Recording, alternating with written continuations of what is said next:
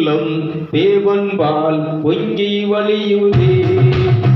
என்னை ரட்சித்தார் நான் நாடி பாடுவேன். என்னுள்ளம் தேவன்பால் பொங்கி வழியுதே. என்னை ரட்சித்தார் நான் நாடி பாடுவேன். எவரும் அறியாதே என் உள்ளம் பொங்குதே. என் உள்ளம் பொங்கி பொங்கி பொங்கி பொங்கி வழியுதே. ஜீவிக்கிறார் இயேசு ஜீவிக்கிறார். நல்ல கை தட்டி. ஜீவிக்கிறார் இயேசு ஜீவிக்கிறார். என் உள்ளத்தில் அவர் ஜீவிக்கிறார். துன்பத்தில் எங்கள் துணை அவரே. என்றென்றும் ஜீவிக்கிறார். துன்பத்தில் எங்கள் துணை அவரே. என்றென்றும் ஜீவிக்கிறார். மகிழ்வோம் மகிழ்வோம் இனமாக மகிழ்வோம். இயேசு ராஜனம் சொந்தமாயினார். இந்த பாதலத்தில் சொந்தக்காரர் எந்த உள்ளத்தில் சொந்தமானார். இந்த பாதலத்தில் சொந்தக்காரர் எந்த உள்ளத்தில் சொந்தமானார். ஆனந்தமே பரமானந்தமே இது மாபெரும் பாக்கியமே. இந்த பாதலத்தில் சொந்தக்காரர் இந்த உள்ளத்தில் சொந்தமானார். Praise the Lord. நல்ல சத்தமா சொல்லுங்களேன். அப்ப என்ன பண்ணணும் அப்படின்னு சொன்னா, இந்த வசனத்தை பூரா என்ன செய்யணும்? அதனால தான் விவேகானந்தர் என்ன சொல்றாருன்னா, அவர் ஞானதீபம் புஸ்தகத்தில் இயேசு கிறிஸ்துவை மனிதர் உருக்கொண்ட தெய்வத்தை, நல்லா கவனிக்கணும், மனித உருக்கொண்ட தெய்வத்தை நாம் தெய்வமாக வணங்க வேண்டும். நல்ல கைதிட்டுங்களா பார்ப்போம். இன்னைக்கு நிறைய பேர் அவர் மனுஷன் தானே, அவர் மரியாதையின் மகன் தானே, அன்னைக்கு உள்ள அந்த இவங்க பேசின மாதிரி நம்ம என்ன செய்யக்கூடாதுன்னா பேசக்கூடாது, வணங்க வேண்டும். உங்கள் எண்ணத்தால் எண்ணுகின்ற எந்த கடவுளை காட்டிலும், நீங்கள் உங்கள் எண்ணத்தில் நினைச்சிட்டு இருக்கக்கூடிய கடவுள், முக்கோடி கடவுள்களை நீங்கள் காட்டிலும், எண்ணத்தால் எண்ணுகிற எந்த கடவுளை காட்டிலும் மிக உயர்ந்த நிலையில் இருப்பவர் இயேசுவே. ஒரு அலையிலே சொல்லுங்களேன். இயேசுவை ஒரு மனிதர் என்று சொல்லுகிறவர்கள் தெய்வ நிந்தனை என்னும் குற்றம் புரிபவர்கள் ஆவார்கள். ஞானதீபம் சுடர் 7 பக்கம் 270 பக்கம். அடுத்து சொல்றார் பாருங்க, இயேசு கடவுளே, அவர் மனிதனாக அவதரித்தார். இயேசுவை விட உயர்ந்தது என்று எண்ணி ஒரு கடவுளை நீங்கள் வணங்க முயலும் போது உங்கள் முயற்சிகளை எல்லாம் பாழாகின. நீங்கள் வேறு கடவுளை இல்லை வேறு வழிபாடுகளை, உங்கள் இஷ்டத்துக்கு ஒரு வழிபாடுகளை நீங்கள் பண்ணால் முயற்சித்தா அந்த முயற்சிகள் எல்லாம் என்ன செய்கிறோம்? பாழாகின. முயற்சிகள் எல்லாம் பாழாகின. பல தோற்றங்களாக விளங்கும் உருவங்களை வணங்குவது மனித குலத்திற்கு தீமை உண்டாக்கும். உங்களுக்கு முக்தி வேண்டுமானால் இயேசுவுடன் நெருங்கி தொடர்பு கொள்ளுங்கள். சும்மா இயேசுவை கும்பிட்டுட்டு நான் இயேசுவை தான் கும்பிடுதேன் அப்படின்னு சொல்லிட்டு அலையக்கூடாது. இயேசுவோடு என்ன செய்யணும்? நெருங்கிய உறவு. ஒரு புருஷன் முன்னாடி உறவு மாதிரி, ஒரு தாப்பம் பிள்ளைங்கிற உறவு மாதிரி, ஒரு அண்ணன் தங்கச்சிங்கிற உறவு மாதிரி நீங்கள் இயேசுவோடு என்ன செய்யணும்னு சொன்னால் உறவு கொள்ள வேண்டும், உறவாட வேண்டும். கைதட்டி என்ன செய்வோம்? தொடர்பு கொள்ளுங்கள். ஏனெனில் உங்கள் எண்ணத்தால் என்னும் எந்த கடவுளை விட இயேசுவே மிக மிக உயர்ந்த நிலையில் இருப்பவர் என்று ஞானதீபம் சுடர் 6 பக்கம் 304 305 இதில் என்ன செய்கிறாருன்னா இது தெளிவாக சொல்றாரு. ஒரு இந்து மத குரு, இந்து மதத்திற்கு ஒரு வழிகாட்டியான, ஏன்னா இவங்கெல்லாம் கண் திறக்கப்பட்டு எல்லாம் அதான் சொல்ற, இந்த முழு உலகத்தில் இயேசு ஒரு கிறிஸ்தவ மதத்துக்கு கடவுளோ இல்லை தலைவரோ கிடையாது. இந்த முழு உலகத்தை பைபிள் என்ன சொல்லுதுன்னா, முழு கடவுளின் மகனாக இயேசுவின் ரத்தம் என்ன செய்யுதுன்னா இந்த உலகத்தில் உள்ள சகலருடைய பாவத்தினின்று அவர்களை தூய்மையாக்கி அவர்களை என்ன செய்கிறது? எல்லாவற்றிலிருந்து விடுதலை கொடுக்கிறது. கைதிக்கு நிச்சயமோ நல்லா கரெக்டாக. அப்போ நீங்கள் என்ன நீங்களும் நானும் என்ன பண்ணணும்னு சொன்னால், சும்மா இயேசுவை கும்பிட்டுட்டு போகிறதோ இல்லை கோயிலுக்கு போனோம் அப்படின்னு சொல்லி பாட்டு பாடி இயேசு ராஜா வந்திருக்கிறார் இப்படி பாட்டு பாடுறதில்ல. அங்கே என்ன கிடையாது, ஒரு பெரிய நன்மை நமக்கு ஏற்பட போகிறதில்ல. அப்போ என்ன பண்ணணும்னா, சுருக்கமாக சொல்கிறேன், நீ அவர் பாதத்தில் உட்கார வேண்டும். 1000 நாள் அரண்மனையிலே அந்த புறத்து அழகியோடு சிற்றின்பத்தோடு மாதுகளோடு இருப்பதை காட்டிலும் என் ஆண்டவருடைய பாதத்தில் ஒரு நாள் அமர்வது 1000 நாள் இருப்பதற்கு சமம். நல்லா கைதிகள் பார்ப்போம். ஒரு நாளை ஒதுக்கு,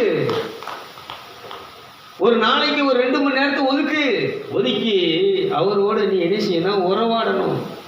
ஒரு புருஷன் கல்யாணம் ஆகி தன் மனைவிட்ட அவன் ஒரு குறிப்பிட்ட நேரம் செலவு பண்ணலை, அவளை திருப்திப்படுத்தலை, அவளுக்கு என்ன தேவை அப்படிங்கிறத பூர்த்தி பண்ணலை அப்படின்னு சொன்னால் நீ பொஞ்சாதியை இழந்துடுவ.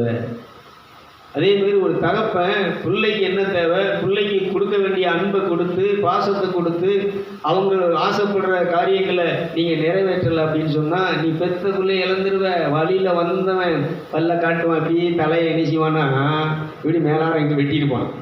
அவன் ஈன்னு பல்ல காட்டுவான். அவன்கிட்ட பாசம் காட்டுற மாதிரி ஏதோ வாங்கி எனக்கையாவது சின்னதை வாங்கி கொடுப்பான், ஒரு பேனாவை வாங்கி கொடுப்பான், இல்லைன்னா ஒரு ஐஸ்கிரீம் வாங்கி கொடுப்பான். ஒரு 2 நாளைக்கு வாங்கி கொடுத்துட்டானா அவன் இணைஞ்சிடுவான். ஒன்றை விட்டுட்டு எங்கே போயிடுவான், 10 மாதம் சுமந்து பெற்ற கஷ்டப்பட்டு வளர்த்த தாயை விட்டுட்டு நெஞ்சில் தாய் 10 மாதம்தான் சுமந்தா. ஆனால் தகப்பன் நினைச்சிடான்னா நெஞ்சில் காலமெல்லாம் சுமக்கிற உன்னை தூக்கி துற போட்டு அவனை தூக்கி நெஞ்சில் வச்சுட்டு போயிடுவான். இது மாதிரி ஒரு மனுஷன் இந்த உலகத்தில் எல்லா மதத்தை வரும், நான் எல்லா கடவுளையும் சொல்லலை, எல்லாத்தையும் நீங்கள் உள்ள தூக்கி வச்சுட்டு போங்கன்னு சொல்லலை. இந்த இயேசு ஒருவதை இதயத்திலே வைக்க வேண்டும். கைதிட்டுகளை பார்ப்போம், எல்லா கரங்களை தட்டி.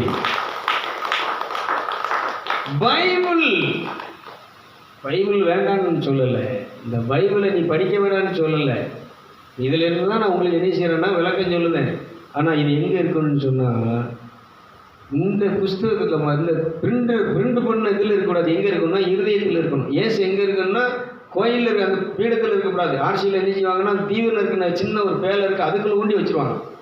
அவர் தீவிர நற்கிணை பேலையில் இருக்கிறது வரைக்கும் உங்களுக்கு எந்த நன்மையும் கிடைக்காது. என்னைக்கு இந்த தீவிர நற்கிணையாக இந்த சரீரமாகிய இந்த ஆலயமாகிய இந்த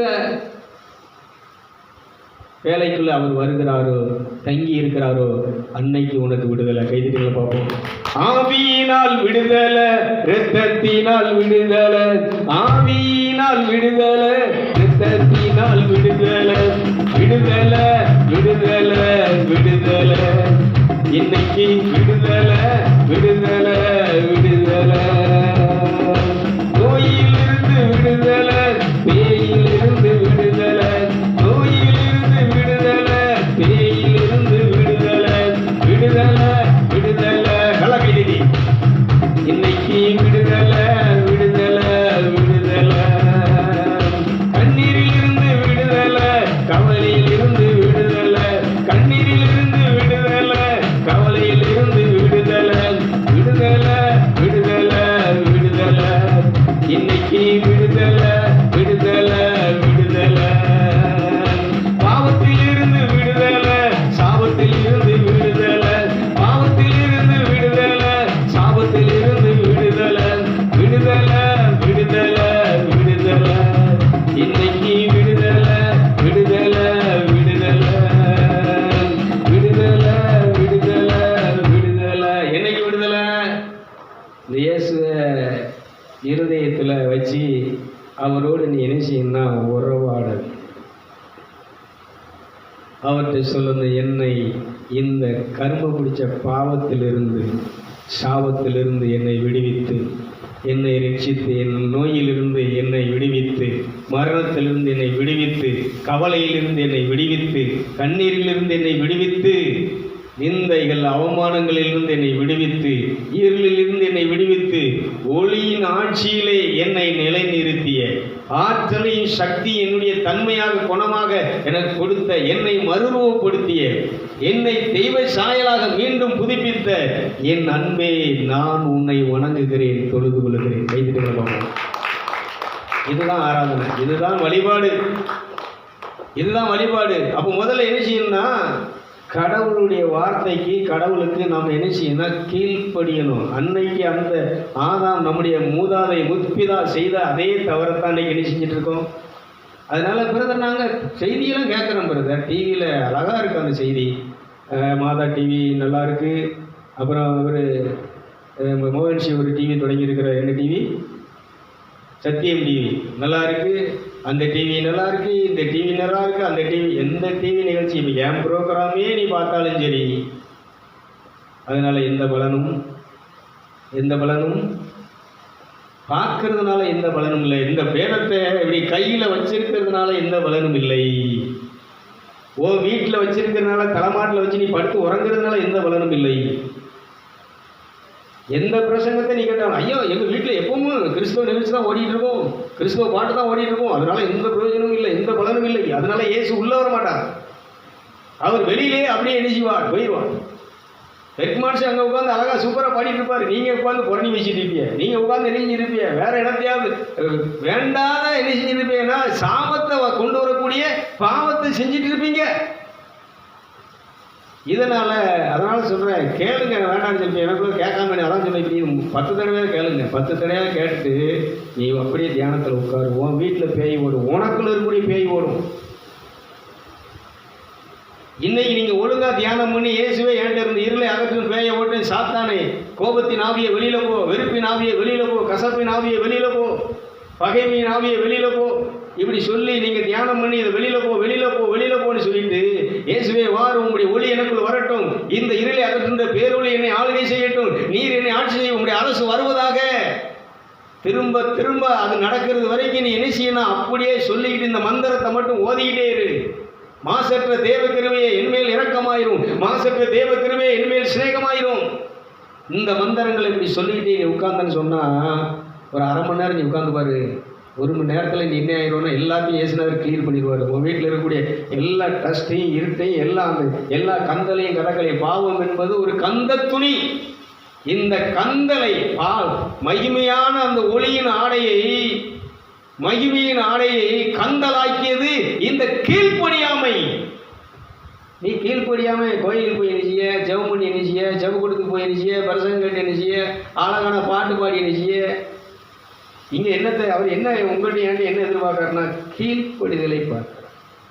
என் வார்த்தைக்கு நீ கீழ்ப்படிதியா? உனக்கு ரொம்ப சோதனை வர்ற நேரத்தில் மௌனம் மாறி ஏன்ட்ட எல்லாத்தையும் கொடுத்துட்டு நீ என்னை சார்ந்திருக்கிறியா? அவன் என்னை சார்ந்திருக்கிறபடியினால் அவனை விடுவிப்பேன், என் நாமத்தை அறிந்திருக்கிறபடியினால் அவனை உயர்ந்த அடைக்கலத்தில் வைப்பேன். கைதுகளை பார்ப்போம். இங்கே தான் பிலிப்பியர்கள் திருமுகத்தில் 2வது அதிகாரம் பாத்திமாத வாசிப்பா 8வது வசனத்தையும் 9வது வசனத்தையும் அதில் ரொம்ப அழகாக கொடுத்துருப்பாரு. இதில் உனக்கு அனுப்பியிருந்த பாருங்க, நல்லா கவனிச்சுக்கோங்க. இங்கே தான் பேசி தம்மை தாமே தாழ்த்தி மரணமட்டும், அதாவது சிலுவை மரணம் மட்டும் கீழ்ப்படிதல் உள்ளவரானார். இதாங்க பேசிக். இன்னைக்கு ஒரு கிறிஸ்தவன்ட்ட, ஒரு இந்துக்கிட்ட, ஒரு இஸ்லாமியன்ட்ட இருக்க வேண்டியது என்னன்னு சொன்னால், கடவுள் ஒருத்தர் தான். நம்ம தான் நிறைய கடவுள். அதான் சொல்கிறார் விவேகானந்தர், நீ எத்தனை கடவுளை வேணாலும் உண்டாக்கி வச்சுக்கோ, உருவாக்கி வச்சுக்கோ, ஆனால் இயேசுவுக்கு சமமாக எந்த கடவுளும் வர முடியாது. ஏன்னா அத்தனை கடவுள், 130 தேவர்களும் ரத்தம் சிந்தினாலும் உன் பாவம் போகாது. பாவம் போவதற்காக, உன்னுடைய சாபத்திலிருந்து உன்னை விடுவிப்பதற்காக உன்னை படைத்தவரே, உண்டாக்கியவரே, சிருஷித்தவரே மனிதனாக வந்துவிட்டார். அவரால் மட்டும்தான் உன் பாவத்தையும் சாபத்தையும் தீர்க்க முடியும். இப்ப சொல்றாரு, அவர் சிலுவை மரண பரியந்தம் கடவுளுக்கு கீழ்ப்படிந்தவரானார். கீழ்ப்படிந்ததுனால கடவுள் அவருக்கு என்ன மகிமையை, என்ன ஆற்றலை, என்ன சக்தியை, என்ன அதிகாரத்தை கொடுத்திருக்கிறாருங்கிறத வாசிக்க பார்ப்போம். அதிநிமித்தம் சர்வேஸ்வரன், அந்த மொழிபெயர்ப்பு பாருங்க, சர்வேஸ்வரனும் அவரை உயர்த்தி எல்லா நாமத்திற்கும், இந்த உலகத்துல எல்லா நிறைய 130 தேவருடைய நாமங்கள் இருக்கிறது. இந்த எல்லா தேவருடைய நாமத்திற்கும் மேலான, வானத்தில் உள்ள தேவதூதர்களுடைய நாமத்திற்கு மேலான பரிசுத்தவான்களுடைய நாமத்திற்கு மேலான நாமத்தை அவர்களுக்கு அருளி, இயேசுவின் நாமம், இந்த இயேசுவினுடைய பேர், இந்த நாமம் யார் வச்சது அப்படின்னு சொன்னா அந்த பரமபிதா வச்ச பேர். முருகன் யார் பேர் வச்சா? மனுஷன் வச்சான். ஐயப்பன் யார் பேர் வச்சா? மனுஷன் வச்சான். அப்புறம் இந்த யசோதையினுடைய மகன் யாரு? அவர் பேரில் வர மாட்டேங்குது. மகாபாரதத்தில் மெயின் ஆக்டராக இருப்பார் கிருஷ்ணன். கிருஷ்ணன் புல்லாங்கல் மாடுவார். இவருக்கு பேர் யசோதை என்ன செஞ்சாங்கன்னா அவங்க பேர் வச்சது. ஆனால் இயேசு ஒருவருக்கு மட்டும் மனிதன் பேர் வைக்கவில்லை. படைத்த தெய்வம், இந்த உலகத்தை உண்டாக்கி சிருஷ்டித்தவரே பேர் வைத்தார். அவர் தான் இந்த பேரை வச்சு சொல்றாரு, நான் வைக்கிற பேர், என்னுடைய பெயர் இயேசு கிறிஸ்து என்பது. கைதிட்டுகளை பார்ப்போம், நல்லா கைதிட்டுகளை. இந்த இயேசு கிறிஸ்துங்கிற பேரை அவருக்கு கொடுத்து, இந்த இயேசு கிறிஸ்துங்கிற நாமத்திற்கு பூமியில் உள்ளவர்கள், வானத்தில் உள்ளவர்கள், தேவதூதர்கள், நிறைவுற்ற நீதிமான்கள் எல்லோரும் அவருக்கு முன்பாக என்ன செய்யணும்? பணியணும். அவர் பேரை சொன்னால் இயற்கையெல்லாம் பணியும். நீ அவருக்கு கீழ்ப்படிந்து, அவருக்கு கீழ்ப்படிதல் பொருளாகி தாழ்ச்சியை தாழ்ச்சிங்கிறது தான் தொழுகை. தன்னை தாழ்த்தி கொள்கிற மனுஷன் என்ன செய்யறான்னா தலைக்கு மேலே கரங்களை கூப்பி தலை வணங்கி முகக்குப்புற விழுந்து அவர் என்ன செய்யறான்? வழிபடுறான். அதான் தாழ்ச்சி. நீ இன்னைக்கு என்ன பண்ண மாட்டேங்க? கீழ்ப்படிதலும் கிடையாது, தாழ்ச்சியும் கிடையாது. மத வழிபாடு இருக்கு. கையை தட்டுதா, பாட்டு பாடுதா, ஜாமி ஆடுதா. அவன் ஜாமி ஆடுதான், நீ என்ன செஞ்சுட்டு இருக்க? பாட்டு பாடி ஆடுத. ரெண்டுக்கு என்ன இல்லை? அங்கே சாமி, அங்கே கொட்டடிச்சு சாமி ஆடுது, இங்கே மியூசிக் போட்டு ட்ரம்ஸ் போட்டு கீபோர்டு போட்டு இங்கே என்ன வருது? டான்ஸ், நடனமாடி. ரெண்டுக்கு என்ன வித்தியாசம்? ஆனால் இங்கே என்ன நடக்கணும்? கீழ்ப்படிது. அவர் என்ன எதிர்பார்க்குறாரு? நீ டான்ஸ் ஆடுறதையா பார்க்குறாரு? நீ நடனம் ஆடி ஸ்தோத்தரிப்ப அப்படின்னு சொல்லி ட்ரம்ஸை மியூசிக் போட்டு அவர் பார்க்கிறார். அவர் என்ன பார்க்கிறாரு? எனக்கு கீழ்ப்படுகிறாய், எனக்கு கொடுக்க வேண்டிய இடத்தை நீ கொடுக்கிறாயா? எனக்கு கொடுக்க வேண்டிய ஸ்தானத்தை நீ எனக்கு கொடுத்திருக்கிறாயா? கடவுளுடைய ஸ்தானம் உனக்குள் இருக்கிறதா? நான் கடவுளுடைய ஸ்தானத்தில் இருக்கிறேன். உன் இதயத்திலே நான் வாசம் பண்ணும்படி உன் பாட்டையோ உன்னுடைய ட்ரம்ஸையோ உன் கீபோர்டையோ நான் பார்க்கல. எதை பார்க்கறேன்னா தாழ்ச்சியை. சிலுவை வரியந்தம் தன்னை அவர் தாழ்த்தி கடவுளுக்கு பிரியமானவராக அவர் மாறினார். கைதிகளை பார்ப்போம். அப்போ நம்ம கடவுளுக்கு பிரியமானவங்க மாறணும். முதல்ல என்ன செய்யணும்? கடவுளுடைய வார்த்தைக்கு முதல்ல என்ன செய்யணும்? கீழ்ப்படி. ரெண்டாவது தாழ்ச்சி. மூணாவது சார்ந்து வாழுதல். இந்த மூணு விஷயமும் இங்கே முக்கியமாக நடக்கணும். இது மூணுமே என்ன இல்லைன்னா இந்த மத போதகிட்டே இல்லை, இந்த மதத்துக்கு வழிபாட்டில் இருக்கிறவன்டே இல்லை. அவர் எதிர்பார்க்குற இதைத்தான் பார்க்குறாரு. அது அடுத்த வாசி விட்டு வாசி பார்ப்போம். இயேசுவின் நாமத்திற்கு, நல்லா கவனிச்சுக்கோங்க, இயேசுவின் நாமத்திற்கு பரமண்டலத்தாரும் பூமண்டலத்தாரும் பாதாளத்தாருமாகிய சகலரும் முழந்தால் படியிடவும் ஆண்டவராய் இயேசு கிறிஸ்து நாதர் பிதாவாகிய சர்வேசனுடைய மகிமை. இயேசுநாதர் எங்க இருக்கிறார்னா பிதாவாகிய சர்வேசனுடைய மகிமையில் வீற்றிருக்கிறார் என்று எல்லா நாவும் அறிக்கையிடவும் பண்ணினார். ஆகையால் எனக்கு மிகவும் பிரியமானவர்கள். மற்ற பைபிள்லாம் இருக்காது, இதெல்லாம் அந்த முதல் பைபிள் இதில் தான் இருக்கும். மற்ற பைபிளில் பார்க்காதுங்க, இருக்காதான். எனக்கு பிரியமானவர்களே, நீங்கள் எப்பொழுதும் எனக்கு கீழ்ப்படிந்து வந்தது போல என் முகதாவில் மாத்திரமல்ல, நான் தூரமாய் இருக்கிற இப்பொழுதும் அதிகமாய் அச்ச நடுக்கத்தோடு உங்களை ஈடேற்றிக் கொள்ள பாருங்கள். நான் அனுப்புனதில் அந்த ப்ளூ கலரில் ஒன்று இருக்கும். ப்ளூ கலர் தான் வசதியாக, அதில் இன்னும் கொஞ்சம் வேற மாதிரி இருக்கும். அதாவது எனக்கு ஒரு செல்லில் இருக்குது, இந்த பார்த்தீங்கன்னா அதில் வாசிப்போம். அந்த மேலே ஃபஸ்ட்டில் இருக்கிறத வாசி பார்ப்போம். பிலிப்பியர் 9ஆம் வசனம், 2ஆம் அதிகாரம் 9ஆம் வசனத்தை மேலே உள்ளதை வாசி. இது நிமித்தம் சர்வேஸ்வரனும் அவனை உயர்த்தி எல்லா நாமத்திற்கு மேலான நாமத்தை அவருக்கு அளித்து சேசுநாதர் சிலுவை மரணம் மட்டும் நம்முடைய பிதாக்களுக்கு கீழ்ப்படிந்ததினாலே அறிவுள்ள சகலமான படைப்புகளும் அவருக்கு அவருடைய திருநாமத்திற்கு பணிந்து அதை எப்பொழுதும் வணங்கி நமஸ்கரிக்கும்படி பிதாவாகிய சர்வேஸ்வரன் கட்டளையிட்டிருக்கிறார். ஆனால் அந்த திருநாமத்திற்கு நல்லா கவனிச்சுக்கோங்க, இங்கதான் விஷயம். அந்த திருநாமத்திற்கு பண்ணப்படுகிற வணக்கம் ரெண்டு விதமா இருக்கு. இதான் நீங்க புரியணும். ரெண்டு விதமா இருக்கு. இந்த திருநாமத்துக்கு செலுத்தக்கூடிய வணக்கம் ரெண்டு விதமா இருக்கிறது. மோட்சத்திலே சம்மன்ஸ், நல்லா கவனிச்சுக்கோங்க. மோட்சத்திலே எங்க சொல்றாரு? மோட்சத்திலே சம்மன்ஸுகளும் அச்சிஷ்டவர்களும், இந்த பூமியிலே மோட்சத்திலே தேவ தூதர்களும், இந்த பூமியிலே அச்சிஷ்டவர்கள் நம்முடைய புனிதர்கள், அப்போஸ்தலர்கள், பரிசுத்தவான்கள், நிறைவுற்ற நீதிமான், இவங்க தான் யாருன்னா அச்சிஷ்டவர்களும் விசுவாசிகளும் பாதாளத்தில் பாதாளத்திலே தான் உத்திரிக்க ஸ்தலம் இருக்கு. பாதாளத்திலே உத்திரிக்க ஸ்தலத்தில் இருக்கக்கூடிய ஆத்மாக்களும் எப்படிப்பா? நல்லா வாசிப்பா. தேவ சிநேகத்தோடு, என்ன சிநேகத்தோடு?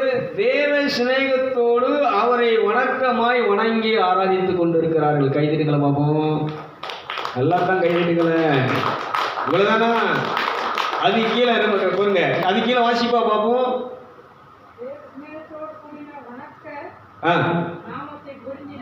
தேவ சிநேகத்தோடு கூடிய வணக்க ஆராதனை தொழுகை கூடின மனதோடு அந்த திருநாமத்திற்கு என்ன செய்றாங்கன்னா வணக்கத்தை ஆராதனை செலுத்துறாங்க. யாரு? வானலோகத்தில் உள்ள தேவ தூதர்கள், இந்த பூமியில உள்ள பரிசுத்தவான்கள், நீதிமான்கள், நிறைவு பெற்ற பரிசுத்தவான்கள், அடுத்து விசுவாசிகள், இந்த பூமியில் இருக்கக்கூடிய விசுவாசிகள், பாதாளத்திலே மரித்து பாதாளத்துக்கு போன நம்முடைய மூதாதையர்கள், இந்த உத்திரிக ஸ்தலத்தில் இருக்கக்கூடிய ஆத்துமாக்கள், இவங்கெல்லாம் அன்போடு பாசத்தோடு அன்போடு கூடிய தொழுகையை ஆராதனை செலுத்துகிறார்கள். ஆனால் அது கீழே சொல்லுது பாருங்க, அவிவிசுவாசிகள். அதை வாசிப்பா பார்ப்போம். அதுக்கு ரெண்டாவது வணக்கம். ரெண்டாவது எப்படி கடவுளை வணங்குறவங்க இருக்கு. முதல் தரமானவர்கள் பூலோகத்தில் உள்ள அவிவிசுவாசி. நல்லா கவனிச்சுக்கோங்க, இங்கதான் நீங்க புரியணும். பூலோகத்தில் உள்ள அவிவிசுவாசிகளும் வணங்குகிறார்கள். பூலோகத்தில் உள்ள அவிவிசுவாசிகளும் எங்க உள்ள? நரகத்தில் உள்ள, இந்த பூமியில் உள்ள அவிவிசுவாசிகளும் நரகத்தில் உள்ள பிசாசுகளும் தேவ சிநேகமின்றி. ஹலோ, இங்கதான் விஷயம் இருக்கு. நீ ஆராதனை போறேன், செவம் கொடுத்து போறே, அங்க உனக்கு சிநேகம் இருக்கா? தேவன் மேல உனக்கு சிநேகம் இருக்கா? தேவன் மேல உனக்கு அன்பு இருக்கா? வேதம் சொல்லுது, என்னை சிநேகிக்கிறவன் என் கற்பனையை, என் கட்டளையை கை கொள்ளுகிறான். கைதுகளை பார்ப்போம். நல்லா கைதுங்க. ஏன் அவிவிசுவாசிகளும் பிசாசுகளும், நல்லா கவனிச்சுக்கோங்க, இந்த பூமியில் இருக்கக்கூடிய அவிவிசுவாசிகளும் பிசாசுகளும் தேவனை வணங்குகிறார்கள், வழிபடுகிறார்கள். எப்படி வழிபடுகிறார்கள்? வாசிப்பா. தேவ சிநேகமின்றி, கட்டாயமாய் பயத்தினால நடுநடுக்கத்தோடு அந்த திருநாமத்துக்கு பணிகிறார். ஆராதனையில ரெண்டு விதம் இருக்கு. சிநேகத்தோடு பாசத்தோடு கடவுள் மேல உள்ள அன்போடு தேவதூதர்களும் பரிசுத்தவான்களும் நிறைவேற்ற நீதிமான்களும் புனிதர்களும் இரத்த சாட்சியாக இந்த உலகத்திற்கு மரித்து போன தூயவர்களும் விசுவாசிகளும் பாதாளத்திலே இருக்கக்கூடிய மரித்து போன ஆத்துமாக்களும் எப்படி இருக்கிறாங்க? தேவ சிநேகத்தோடு அவரை ஆராதிக்கிறார். ரெண்டு ஆராதனை. ஒரு ஆராதனை இப்படி ஒரு ஆராதனை நடக்கு, இன்னொரு ஆராதனை அவிசுவாசிகளும் பிசாசுகளும் அவரை அவிசுவாசிகளும் ஆராதிக்கிறாங்க. ஆனால் எப்படி ஆராதிக்கிறாங்களா? தேவ சிநேகம் இல்லாமல் ஆராதிக்கிறாங்க. இப்போ நீங்கள் எப்படி ஆராதிக்கிறீங்க? உங்களை செக் பண்ண வேண்டியதான். ஒவ்வொருத்தரும் உங்களை செக் பண்ணி பாருங்கள். நீங்கள் சிநேகத்தில் ஆராதிக்கிறீங்களா, பயத்தில் ஆராதிக்கிறீங்களா? ஞாயிற்றுக்கிழமை போகலைன்னா இந்த காடிக்கார பையன் நினைச்சுவான், நம்மளை நினைச்சுவான். போகலைன்னா மனசுக்கு நிம்மதி இருக்காதுன்னு வரீங்களா? இல்லை உண்மையிலே தேவனை சிநேகிக்கணும், அன்பு செய்யணும், அவரை வழிபடணும்னு வரீங்களா? இது ரெண்டு தான் வித்தியாசம். இன்றைக்கி உலகத்தில் நடக்கிற விஷயங்கள் இதுதான். அதனால் இப்போ என்ன பண்ணணும்னு சொன்னால், சிநேகிக்கிறவன் எத்தனை மணி நேரமானாலும் அவரோடு நேரத்தை செலவிடுவான். கைதிட்டுங்களை பார்ப்போம், நல்லா கரங்களுக்கு. எத்தனை நாள் வேணாலும், எத்தனை நாளும் அவன் என்ன செய்வானா, அந்த கடவுளை சிநேகிக்கணுங்கிறதுக்காக காத்திருப்பான். உலக சிநேகம் தேவனுக்கு விரோதமான பகை. கடவுளுடைய பாதத்தில் மணிக்கணக்காக நமக்கு உட்கார முடியலைன்னா, நாள் கணக்காக உட்கார முடியலைன்னா, நம்ம கடவுளை சிநேகிக்காமல் வேறு யாரையும் என்ன செஞ்சிட்ருக்கோம்? ஹலோ, விளங்குதவங்க ஒரு வழியிலேயே சொல்லுங்களேன், நல்ல சத்தமாக சொல்லுங்களேன். வேறு எதை சிநேகிக்கிறோம்? பிசாசை சிநேகிக்கிறோம், பணத்தை சிநேகிக்கிறோம், செல்வத்தை சிநேகிக்கிறோம், மனுஷனை சிநேகிக்கிறோம். இதுதானே ரெண்டு தான். ஒன்று தேவனை சிநேகிக்கிறேன்னா அவரோட, அதான் தாழ்த்தி சொல்கிறாரு, அந்த புறத்தில் இருக்கக்கூடிய இதை விட பிஷியான ஆட்கள் நீங்கள். ராஜா, எத்தனை அழகிகள், எத்தனை அரண்மனையில் வேலையாட்கள், போர் வீரர்கள், தளபதிகள், சேனைகள், அவனுடைய சொத்துக்கள் என்ன, அவனுடைய ஆட்சி என்ன, அவன் நாட்டில் இருக்கக்கூடிய அத்தனை வரையும் கண்காணிக்கணும், அத்தனை ஒத்தகர்கள் கொண்டு வரக்கூடிய செய்தியை. இத்தனை வேலையிலையும் தாவீது கடவுளை அதிகமாக சிநேகித்தார். எல்லாத்தையும் தூர போட்டு கடவுளுடைய பாதத்திலே உண்மையான சிநேகத்தை கொண்டு அவரை தொழுது கொள்ள ஆராதிக்க ஆரம்பித்தார். கைதிட்டுங்களை பார்ப்போம். வழி போகணுமா, சாபம் தீரணுமா? அதான் சொல்கிறேன், என்ன காரணம்? ஏன் நம்ம வீட்டில் இப்படி நடந்துச்சு? ஏன் நம்ம வீட்டில் இப்படி நடக்கு? ஏன் நம்ம புள்ள வாழ்க்கை இப்படி போச்சு? ஏன் நம்ம வாழ்க்கை இப்படி பாழாகி போச்சு? நீ ஒரு நாளும் சிந்திக்கலையே. ஏன் நமக்கு இன்றைக்கு நடக்க வேண்டிய நல்ல காரியங்கள் நடக்கலை? ஏன் நல்ல காரியங்கள் பூரா தள்ளி போகுது? கெட்ட காரியமே நடக்க, ஒரு நல்லது நடக்கணுங்கும் போது ஒரு கெட்ட காரியம் நடக்க.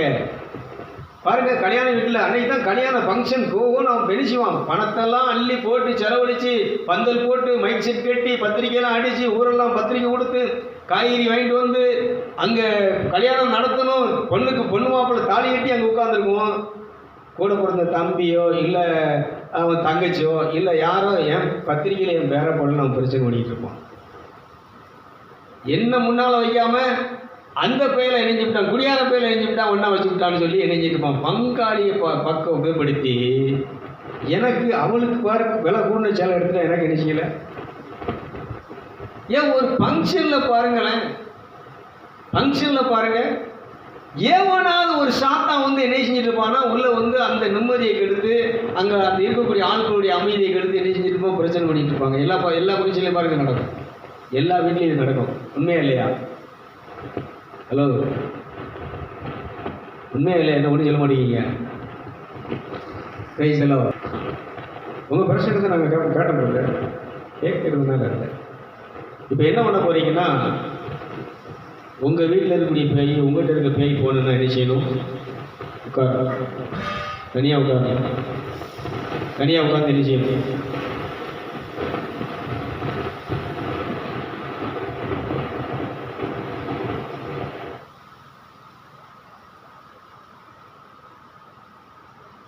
அப்போ என்ன பண்ணணும் சொல்லுங்கள் நீதிபதி அவர்களே? நாம் பண்ண மாதிரி தனியாக தோட்டத்துலேயோ, நல்ல வீட்டிலலாம் முடியாது. நீங்கள் தோட்டத்துக்கு போகிறீங்களா, தோட்டத்தில் உட்காருங்க, மரத்தடியில் உட்காருங்க. உட்காந்து என்ன செய்யுங்கன்னா, அங்கே போய் பாட்டு பாடிட்டு புரணி பேசாதீங்க. ஆண்டவரே அவன் சரியில்லை, ஆண்டவரே ஆண்டவரே அவனால் என் நிம்மதி போச்சு, ஆண்டவரே ஆண்டவரே அவனால் நான் ஏமாந்துட்டேன், ஆண்டவரே ஆண்டவரே அவனால் தெருவிலுக்கு, ஆண்டவரே. இப்படி என்ன செய்யாதீங்கன்னா, யாரையும் போய் என்ன செய்யாதீங்க, கம்ப்ளைண்ட் பண்ணாதீங்க. என்ன பண்ணணும்? எல்லாம் அந்த சாபம், எல்லாம் அந்த பாவம், இந்த சாபத்திலிருந்து இந்த பாவம் தான், இந்த சாபம் தான் என் குடும்பத்தையும், என் பிள்ளைகளையும், என் புருஷனையும், என் வீட்டையும் ஆட்டி படைச்சிட்ருக்கு. அப்போ என்ன பண்ணணும்? இயேசுவே வாரும், ப்ளீஸ் உங்கள் உதவி எனக்கு தேவை. உங்களுக்கு கொடுக்க வேண்டிய இடத்த கொடுக்குறேன், உங்களுக்கு கொடுக்க வேண்டிய நேரத்தை கொடுக்குறேன், உங்களுக்கு கொடுக்க வேண்டிய ஆராதனையை, தொழுகையை கொடுக்குறேன். அந்த தேவ தூதர்களும் பரிசுத்தவான்களும் புனிதர்களும் இந்த பூமியில் விசுவாசிகள், இவன் தான் விசுவாசி. கடவுளுக்கு நேரத்தை கொடுத்து சிநேகத்தோடு அன்போடு கடவுளை ஆராதிக்கிறவங்க, தொழுகிறவங்க தான் யார்? விசுவாசி. பயத்தோடு போகலைன்னா கடவுள் தண்டிச்சிருவார். காணிக்க கொடுக்கல நினைக்கிறேன். பாஸ்ட் மாதிரி மிரட்டுது. எப்படி 10 ரூபா கொடுக்கலன்னா உனக்கு சாபம் வரும். 10 ரூபா கொடுக்கலன்னா உனக்கு ஒரு வீட்டில் ஒரு சம்பவம் என்ன நடந்துச்சு, நீ 10 ரூபா கொடுக்கல அதான் எனக்கு நடந்துச்சு, நீ முழுக்க ஞானசானம் எடுக்கல அதான் நடந்துச்சு. இவன் சத்தியம் என்ன தெரியுமா, ஒன்று முழுக்க ஞானசானம் எடுத்து சபைக்கு வந்துரு, ரெண்டாவது என்னென்னா 10 ரூபாவும் கொடுத்துரு, விளைஞ்சதில் 10 ரூபாவும் கொடுத்துரு. நான் கொடுக்க வேண்டாம்னு சொல்ல, பைபிளில் சொன்னதான், இது பழைய ஏற்பாட்டில் உள்ள. இப்போ என்னென்னா, உன் ஆண்டவராய் இயேசு கிறிஸ்துவுக்கு உன்னை முழுவதுமாக கொடுத்து விடு. கைதிட்டுங்களா பார்ப்போம்.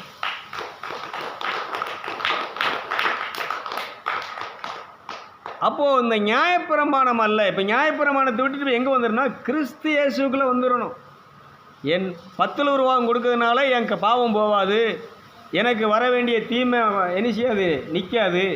எனக்கு தீமை வராமல் இருக்குன்னு சொன்னால், துன்பம் என் உறைவிடத்தை நோக்கி வராமல் இருக்குன்னு சொன்னால், வியாதி என்கிட்ட இருந்து போகணும்னு சொன்னால், இல்லை என் வீட்டில் நல்ல காரியங்கள் நேர்த்தியாக நல்லபடியாக நடக்கும்னு சொன்னால், அந்த இயேசு சிந்திய இரத்தம் என் மேலும் இந்த நிகழ்ச்சியின் மேலும் இந்த நல்ல காரியத்தின் மேலும் தெளிக்கப்பட வேண்டும். கைதிட்டுங்களா, நல்ல கரங்களை தட்டி.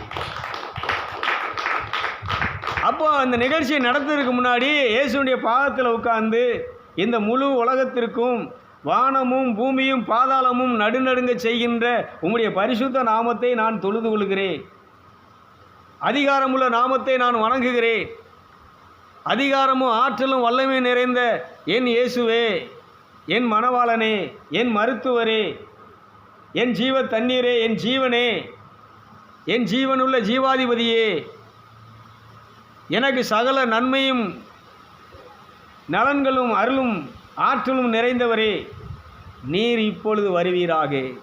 உம்மை நான் ரிசீவ் பண்ணுகிறேன், உம்மை வரவேற்கிறேன்.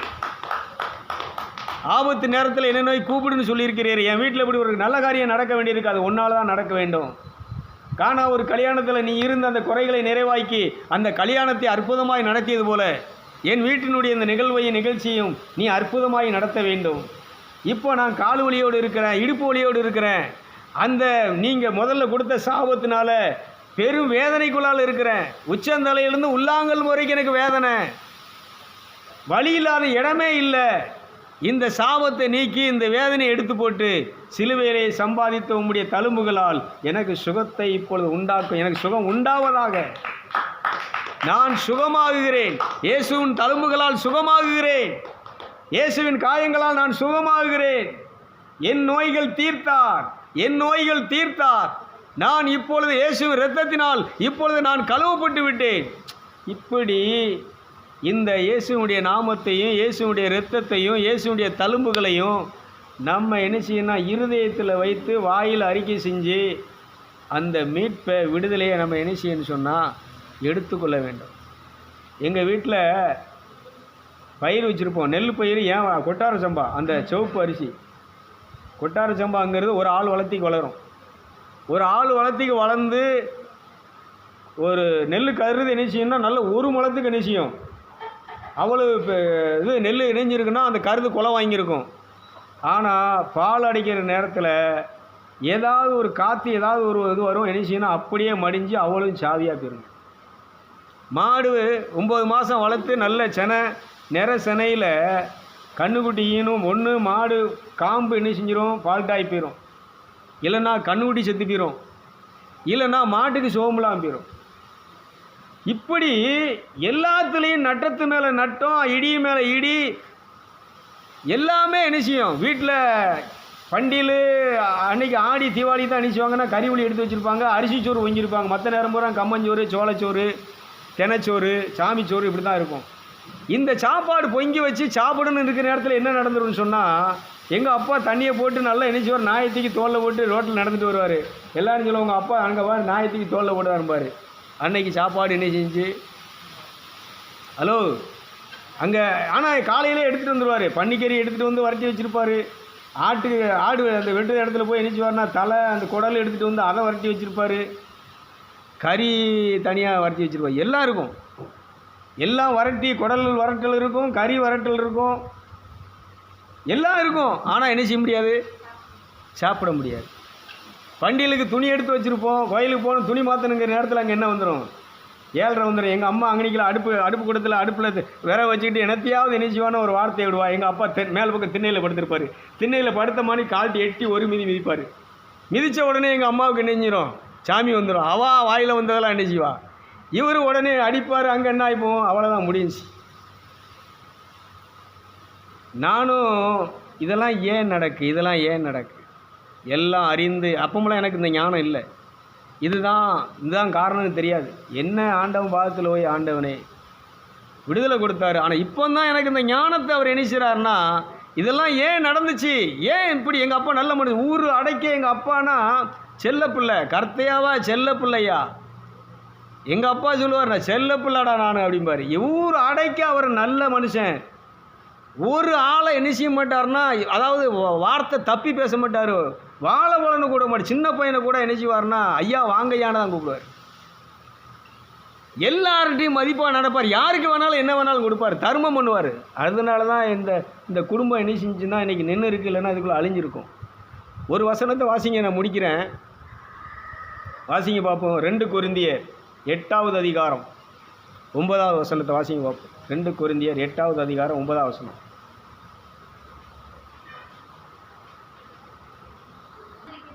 நம்முடைய கர்த்தராகிய இயேசு கிறிஸ்துவினுடைய கிருபையை அறிந்திருக்கிறீர்களே, அவர் செல்வமிக்கவராக ஐஸ்வர்யம் உள்ளவராக இருந்தும், செல்வம் உள்ளவர் இப்போ தரித்திரர் ஆகிறார். எதுக்கு தரித்திரர் ஆகினார்னு சொன்னால், நம்மளை செல்வந்தராக்கும்படி அவர் ஏழையாக மாறுறார். நம்மளை செல்வந்தராக்கும்படி தரித்திரர் ஆனாரே. நாம் ஐஸ்வர்யன் ஆகும்படி அவர் தரித்திரர் ஆனாரே. உங்கள் நிமித்தம் அவர் தரித்திரர் ஆனாரே. இதை குறித்து ஒரு யோசனை போதும். இவ்வளோதான். என்ன பார்க்குறோன்னு சொன்னால், செல்வமிக்கவர் இன்றைக்கி தரித்திரம் எதுக்கு ஆனார் சொன்னால், நாமெல்லாம் செல்வந்தராக இருக்கும்படி. செல்வம்னா பணமோ பொண்ணோ பொருளோ இல்லை. இந்த அன்பு இருக்குது பார்த்தீங்களா, மிகப்பெரிய செல்வம். சந்தோஷம் இருக்குது பார்த்தீங்களா, மிகப்பெரிய செல்வம். அற்புதங்களை செய்கிற சக்தி பார்த்தீங்களா, மிகப்பெரிய செல்வம். புதுமை செய்யும் ஆற்றல் பார்த்தீங்களா, மிகப்பெரிய செல்வம். இன்னும் இந்த ஏசாயா 11ஆம் அதிகாரத்தில் இதில் வாசி பார்ப்போம். இந்த செல்லில் ஏசாயா 11ஆம் அதிகாரம் நீங்கள் 2வது வசனத்தையும் 3வது வசனத்தையும் பார்த்தீங்கன்னா, குணம்னு சொல்லுவார். வல்லமை என்பது நம்முடைய குணம், ஆற்றல் என்பது நம்முடைய குணம், அன்பு என்பது ஆண்டவருடைய ஆவியானது அவர் பேரில் அவர் மேலே அமரும். ஞானம் புத்தியுடையவும், இதை சேர்த்து வாசிக்கணும். ஞானம் புத்தியுடைய குணமும். நல்லா கவனிச்சுக்கோங்க. ஆவி கிடையாது, குணமும். ஆலோசனை திடத்தினுடைய குணமும்,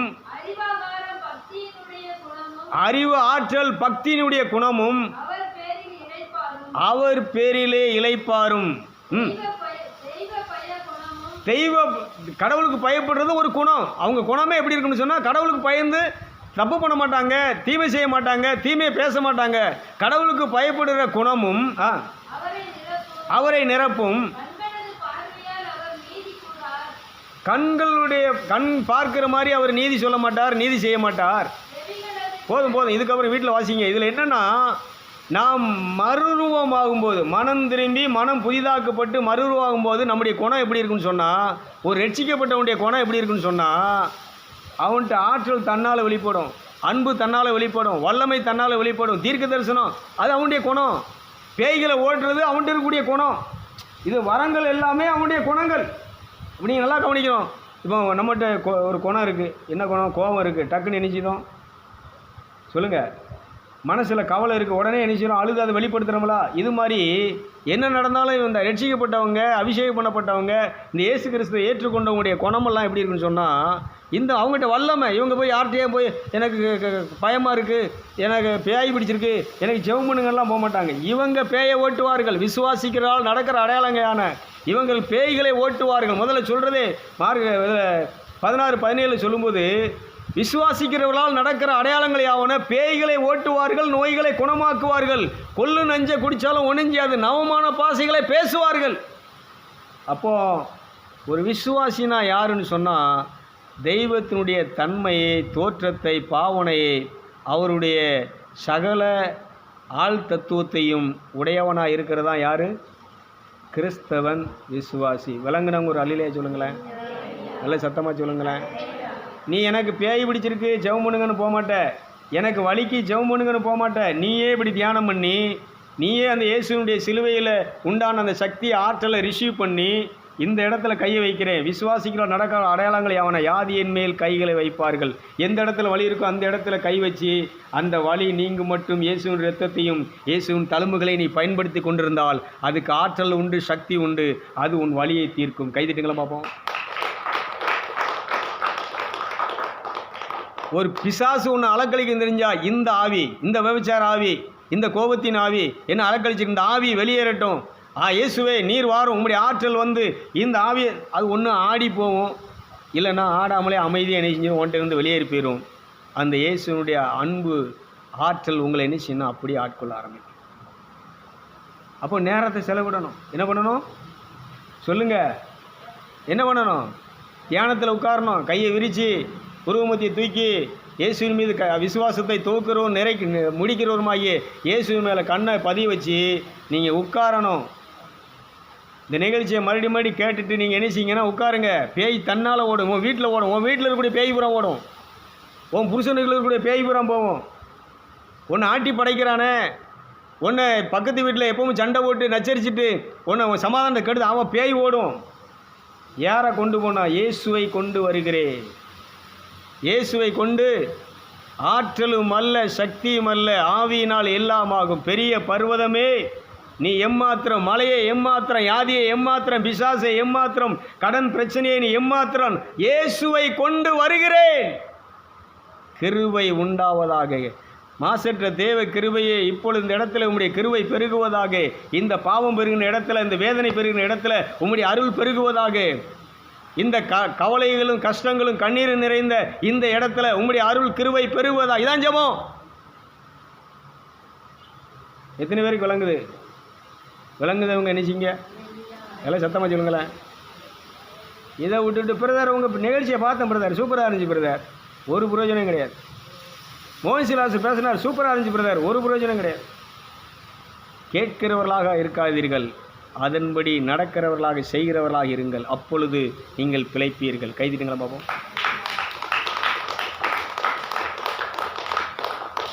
எல்லாரும் கோயிலுக்குள்ளே போயிட்டு கோயிலிருந்து வெளியே தான் வராங்க. ஆனால் யாரும் என்ன செய்யலை? கோயிலுக்கு போகிறதுனாலேயோ கோயிலுக்கு போயிட்டு வர்றதுனாலேயோ எந்த நன்மையும் எந்த விடுதலையும் வராது. உனக்கு விடுதலை வேணும்னா அந்த இயேசுவை அழைக்கணும், நீ கூப்பிடணும், பர்சனலாக கூப்பிடணும். கூட்டத்தோட கூட இயேசுவே வரும். நான் சொல்லுவேன், இயேசுவை கூப்பிடுங்க, கூப்பிடு, இயேசுவை கூப்பிடு, எல்லாரும் கூப்பிடு, வாயை திறந்து கூப்பிடு, வரும் இயேசுவே, இயேசுவே, இயேசுவே, இயேசுவே. நீங்கள் என்ன செய்வேன்? இளைய வீட்டில் கூப்பாடு ஓட்ட மாதிரி கூப்பாடு ஓட வேண்டியதான். இது அல்ல. தேவ தூதர்களும் பரிசுத்தவான்களும் விசுவாசிகளும் அன்பினாலே, பாசத்தினாலே, அவரோடு உறவாடும் ஒரு சிநேகத்தினாலே அவரை அழைக்கிறார்கள். அவிவிசுவாசிகள் பயத்தினாலே கூப்பிடுகிறார்கள். இந்த கூட்டத்தோட கூட்டமாக கோயந்தா போட்டு வாரும் வாரும் வாரும் வாரும் வாரும் வாரும். இது என்னது? பயத்தில் கூப்பிடுறது. அன்பினால் கூப்பிடுறது. தனியாக உட்கார்ந்து என் அன்புக்கும் பாசத்திற்கும் இனிய இயேசுவே, நான் உமக்காக காத்திருக்கிறேன். நான் காட்டுக்கலை 4 மணி ஆகிட்டுனா நினைஞ்சிருவேன், எனக்காக அவர் காத்திருப்பார், நான் அங்கே போகிறேன். எங்கள் மைனி தான் சொல்லும், சாமி வேட்டைக்கு போயிடும், 4 மணி ஆகிட்டுனா அது என்ன செஞ்சிடும்? முறைக்கிணறு மோட்டர் அமுத்தி போட்டு அம்மாட்டில் போயிடுவேன். எங்கள் அம்மா அப்படியே தை நிற்பா. மோட்டர் அமுத்தி போட்டு நாளைக்கு அவள் முறையை அவள் தண்ணி வச்சிருவாள். நீ மோட்டர் அமுத்தி போட்டு போயிட்டே, நீ தண்ணியை பாயெல்லாம் எங்கள் 2 பேத்துக்கு சண்டை வர இதால் தான் வரும். இயேசுவை விட இந்த விவசாயம் எனக்கு பெருசல்ல, இயேசுவை விட பெத்த தாய் எனக்கு பெருசல்ல. மனைவிகளே, கர்த்தருக்கு கீழ்ப்படிந்திருக்கிறது போல உங்கள் சொந்த புருஷருக்கு பணிந்திருங்கள். கைதிட்டுங்களா பார்ப்போம். முதல்ல உன் புருஷனை விட யார் உனக்கு பெருசு? ஹலோ, எபேசியர் 6 சொல்றாரு, கர்த்தருக்கு நீ பணிந்திருக்கிறது போல உங்கள் புருஷருக்கு நீங்கள் என்ன செய்யுங்கள். முதல்ல நீ யாருக்கு பணியணும்? ஆனால் இப்போ யாருக்கு பணிஞ்சிட்டு இருக்கோம்? இங்கே தான் பிரச்சனை. உன் அமைதி இல்லாததுக்கு, உன் சந்தோஷம் இல்லாததுக்கு, உன் உடலில் இருக்கக்கூடிய வேதனைக்கு, துன்பத்துக்கு, கஷ்டத்துக்கு, நஷ்டத்துக்கு காரணம் என்ன? உழைக்கிறோம், சம்பாதிக்கிறோம், ஆனால் நல்ல சாப்பாடு, நல்ல உடை, வீட்டில் பணம் இருக்குது, வீட்டில் நகை இருக்குது, வீட்டில் மாடு இருக்குது, ஆடு இருக்குது, வீட்டில் தானியம் இருக்குது, ஆனால் என்ன இல்லை? காய்கறி வாங்கி ஃப்ரிட்ஜில் இருக்குது, ஆனால் என்ன செய்ய முடியல? ஹலோ, விதியை பார்த்தியா? ஏன்? சாபம்.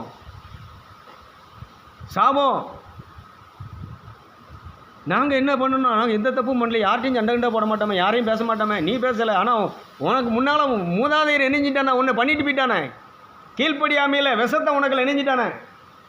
இந்த விஷம் தீர வேண்டும் என்று சொன்னால் நீ இயேசுவை அன்பு செய்ய வேண்டும். இயேசுடைய பாதத்திலே உட்கார்ந்து நீ தியானத்தில் அமர வேண்டும். அவர் உனக்குள் செயலாற்றுகிறது வரைக்கும், உன்னை விடுவிக்கிறது வரைக்கும் உன்னுடைய பாசம் உண்மையானதாம். பேதுருவே, ராயப்பா என்னை நேசிக்கிறாயா? நேசிக்கிற ஆண்டவரே. மறுபடியும் ராயப்பா உன்னை நான் நம்ப மாட்டேன், நீ சொல்கிறதெல்லாம் நம்பி நான் என்ன செய்ய மாட்டேன், உனக்கு நான் இறங்கிட மாட்டேன். மறுபடியும் கேட்குறாரு, நீ என்னை நேசிக்கிறாயா? நான் உண்மை நேசிக்கிறேன் ஆண்டவரே. மறுபடியும் கேட்குறாரு, மூணாவதோடையும் கேட்குறாரு, நான் உண்மை நேசிக்கிறேன் என்பது உமக்கு தெரியுமே ஆண்டவரே. கைதிட்டுங்களேன் பேதுருவுக்கு. கோயிலுக்கு போகிறவங்களாம் கடவுளை நேசிக்கிறவங்களா? அதான் சொல்கிறேன். 2 ஆராதனை சொல்கிறாரு. ஒரு ஆராதனை தேவதூதர்கள், பரிசுத்தவான்கள், நிறைய பெற்ற நீதிமான்கள். இந்த பூலோகத்தில் உள்ள விசுவாசிகள் சேவியர் ஒரு கேள்வி கேட்டார், இந்த செத்த ஆன்மாக்கெல்லாம் எங்கே போகுமாமா? இதான் பதில். என்ன சொல்லுது? பாதாளத்தில் இருக்கக்கூடிய ஆன்மாக்கள் இவங்கெல்லாம் என்ன செய்கிறாங்கன்னா, அன்போடு பாசத்தோடு தேவ சிநேகத்தோடு அவரை வழிபட்டு கொண்டிருக்கிறார்கள். ஆனால் அவிவிசுவாசிகளும் சாத்தானும் பயத்தோடு அவரை வழிபட்டு கொண்டிருக்கிறார். இந்த உலகத்தில் இப்போ நிறைய நடக்கிற ஆராதனை பூரா பயத்தில் நடக்கிற ஆராதனை தான். கடவுளுக்கு கொடுக்குறதெல்லாம் பயத்தில் தான் கொடுக்குறாங்க. பாசத்தில் என்ன செய்யலை. அவர் 2ஐயும் பார்க்குறாரு. எந்த இருதயத்தில் நீ கொடுக்குற, உற்சாகமாய் முகமலர்ச்சியோடு கொடுக்குற இடத்துல தேவன் பிரியமாக இருக்கிறார். கைகிட்டுங்களும் பார்ப்போம். பணத்தை இல்லை, இதயத்தை கொடுக்கணும், நேரத்தை கொடுக்கணும். இதை கேட்காம இருந்திருந்தால் கூட பரவாயில்ல. இந்த தாடிக்காரன் இணைஞ்சிட்டு இருக்கான், இந்த போடு இந்த 60 என்ன செஞ்சுட்டு இருக்கான், இன்னும் என்ன செய்ய முடியாது. நீ நல்லா இருக்கணும்னா, ஆசீர்வாதமாக இருக்கணும்னா, அந்த மோட்ச பாக்கியத்தை அடையணும்னா, முத்தி அடையணும்னா, இந்த இயேசுக்கு கொடுக்க வேண்டிய இடத்த என்ன செஞ்சுருங்க. ஹலோ, இயேசுக்கு கொடுக்க வேண்டிய சிநேகத்தை நினைஞ்சிருங்க. ஞாயிற்றுக்கிழமை மட்டும் கிடையாதுங்க, டெய்லி. நீ ஒன்றை ஸ்டார்ட் பண்ணும்போது, விவசாயத்துக்கு விதைக்கிறதுக்கு விதை எடுத்த உடனே நீ எடுக்கிறதுக்கு முன்னாடியே நீ செஞ்சிடணும். அவர்கிட்ட உட்காந்துடணும். ஆஸ்பத்திரி போகிறதுக்கு முன்னாடியே அவர்கிட்ட உட்காந்துடணும். போ ஆஸ்பத்திரி போ, அவர்கிட்ட உட்காந்துட்டு போ. அங்கே அவர் வேலை செய்வார், அவர் கிரியை செய்வார். இல்லை ஆஸ்பத்திரிக்கே போகமாட்டேன் ஆண்டவரே, நீ எனக்கு சோமாக்காண்டு, உன் தழும்பு எனக்கு போதும் ஆண்டவரே. சாவ தயாராக இருக்கிறேன், நீ சோமாக்குனா வாழ்றேன், இல்லைன்னா சாவ தயாராக இருக்கிறேன். நீ கொடுத்தா திங்க, இல்லைன்னா பட்டி கிடப்பேன். சில பொம்பளைய புருஷன்ட்டு அடம்பிடிப்பா, எனக்கு எடுத்து தந்தா தான் நான் நினைச்சுவேன், சாப்பிட வேலை செய்வேன், நினைச்ச மாட்டேன், சோறு வாங்க மாட்டேன், படுத்துக்குருவா. பாப்பா எத்தனை நாளைக்கு இளவில் நிற்கிறது, வா இந்தாவா எடுத்து தரேன், வச்சுட்டு போ. ஹலோ, நடக்கலையா? பண்ணுதேலாம் பண்ணலையா? இது மாதிரி ஏசிட்டு என்ன செய்யுங்க, நீ வாழ்க்கை கொடுத்தா வாழ்கிறேன், இல்லைன்னா நான் வாழ விரும்பலை. இதுதான் ஆன்மீகம், இதுதான் ஆவிக்குரிய வாழ்க்கை. மனுஷன் அப்பத்தினால் மட்டுமல்ல, தேவனுடைய வாயிலிருந்து வரக்கூடிய ஒவ்வொரு வார்த்தையினாலும். அதனால் இப்படி ஆண்டவருடைய பாதத்தில் உட்காருங்க. தனியாக உட்கார்ந்து நீங்கள் என்ன செய்யுங்கன்னா, உங்கள் பாவங்கள், இந்த நம்முடைய முன்னோருடைய சாபங்களும் பாவங்களும் தீரும் மட்டும் அவர் பாதத்திலிருந்து அந்த தேவ கிருபையை நீங்கள் ரிசீவ் பண்ணி ஆசீர்வதிக்கப்பட்டு தேவனுடைய வழிநடத்தல் ஆவியினாலே நீங்கள் ஏற்கப்பட்டு இயேசுவோடு நெருங்கிய நட்பு உறவு வைத்து வாழ வேண்டும் என்று சொல்லி வாழ்த்தி ஆசீர்வதித்து இந்த நிகழ்ச்சியை என்ன செய்கிறேன், நிறைவு செய்கிறேன். பிரைஸ்